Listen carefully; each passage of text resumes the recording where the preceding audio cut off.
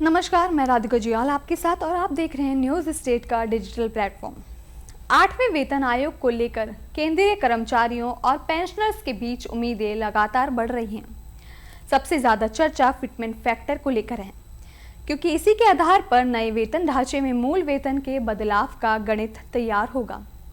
कर्मचारी संगठनों की ओर से इस बार 3.83 फिटमेंट फैक्टर की मांग रखी गई है। अगर भविष्य में सरकार इस मांग को स्वीकार करती है तो मौजूदा 18,000 रुपये की न्यूनतम बेसिक पे को 3.83 से गुणा करने पर करीब 68,940 रुपये का आंकड़ा निकलता है।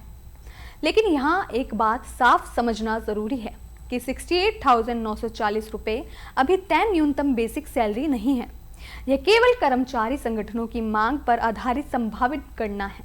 8वें केंद्रीय वेतन आयोग का गठन हो चुका है और आयोग को अपनी सिफारिशें देने के लिए 18 महीने का समय दिया गया है।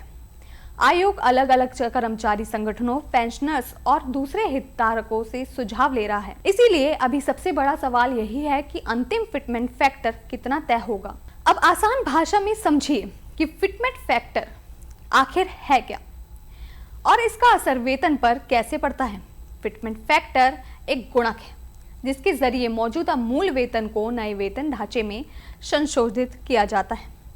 7वें वेतन आयोग में 2.57 का फिटमेंट फैक्टर लागू किया गया था और उस समय न्यूनतम बेसिक पे 7,000 रुपये से बढ़कर 18,000 रुपये हुई थी। अब 8वें वेतन आयोग के लिए कर्मचारी संगठनों की ओर से 3.83 फिटमेंट फैक्टर की मांग रखी जा रही है।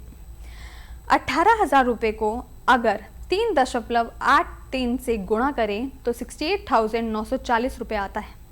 यानी अगर यही फिटमेंट फैक्टर स्वीकार होता है तो न्यूनतम मूल वेतन में बहुत बड़ा उछाल दिखाई देगा। लेकिन इसका मतलब यह नहीं है कि हर कर्मचारी की कुल मासिक सैलरी सीधे 68,940 रुपये हो जाएगी। यह मूल वेतन की गणना है। वास्तविक वेतन में महंगाई भत्ता और दूसरे भत्ताओं की अलग अलग भूमिका होती है और नए वेतन आयोग के नियमों के अनुसार उनका निर्धारण किया जाएगा। यही वजह है कि 68,940 रुपये को फिलहाल संभावित आंकड़ा ही माना जाना चाहिए। सरकार की ओर से अभी इस आंकड़े पर अंतिम मोहर नहीं लगी है। अगर पिछले वेतन आयोगों का इतिहास देखें तो हर आयोग के साथ कर्मचारियों के वेतन ढांचे में बदलाव हुआ है। 5वें वेतन आयोग में 1.74 फिटमेंट फैक्टर, 6ठे वेतन आयोग में 1.86 और 7वें वेतन आयोग में 2.57 फिटमेंट फैक्टर लागू हुआ था। 7वें वेतन आयोग के बाद से केंद्रीय कर्मचारियों की न्यूनतम बेसिक पे 18,000 रुपये है। अब 8वें वेतन आयोग में कर्मचारी संगठन महंगाई, जीवन यापन की बढ़ती लागत और मौजूदा आर्थिक परिस्थितियों को देखते हुए ज्यादा फिटमेंट फैक्टर की मांग कर रहे हैं। हालांकि सरकार को वेतन बढ़ोतरी के साथ अपने वित्तीय बोझ का भी ध्यान रखना होगा। 8वें वेतन आयोग में विचारधारक विषयों में सरकार की वित्तीय स्थिति, राजकोषीय अनुशासन और देश की आर्थिक प्राथमिकताओं को भी ध्यान में रखने की बात कही गई है। इसलिए कर्मचारी संगठनों की मांग और सरकार के अंतिम सिफारिश के बीच अंतर संभव है। फिलहाल 8.3 फिटमेंट फैक्टर एक मांग है, कोई सरकारी फैसला नहीं।